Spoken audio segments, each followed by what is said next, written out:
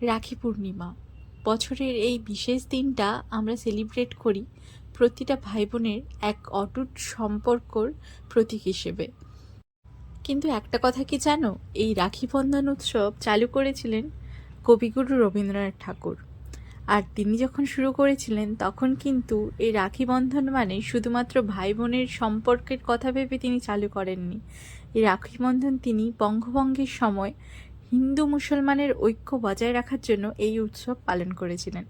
সেই থেকে আজ পর্যন্ত ভারতের প্রতিটা ঘরে ঘরে এই রাখি বন্ধন উৎসব পালন হয়। আগের বছরের এই বিশেষ দিনের কিছু মুহূর্ত আমি আপনাদের সাথে শেয়ার করলাম। এই দিন আমি বাড়ি গিয়েছিলাম, আর এই যে দেখতে পাচ্ছ আমার ছোট ভাই, ওকে রাখি পরিয়েছিলাম। আর এই যে ছোট ভাই, সেই কবে জন্ম হলো আজ কত বড় হয়ে গেছে। ছোটবেলা থেকে নিজের হাতে মানুষ করা বলতে পারো, এখনও ক্লাস 3তে পড়ে।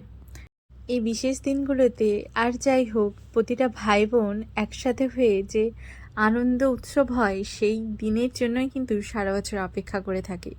কাজের সূত্রে সারা বছর ধরে বিভিন্ন জায়গায় থাকলেও এই বিশেষ বিশেষ দিনগুলোতে সবাই মিলে যখন একত্রিত হই তখন সেই আনন্দটা যেন আরও ডবল হয়ে যায়।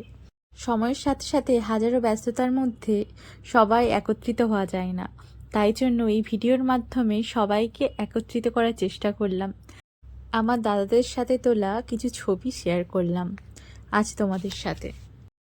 একটা মিটিং থাকার কারণে আজকে বাড়ি যেতে পারিনি বলে আজ আমার বোন আমার কাছে এসেছে।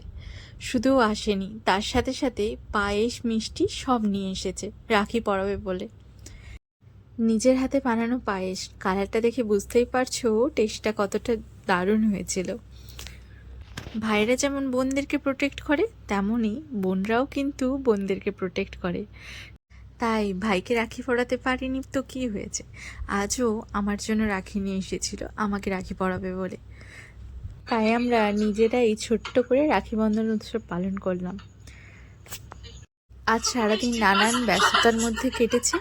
এখন যাই হোক, আমরা ছোট করে একটু রাখি বন্ধন উৎসব পালন করলাম।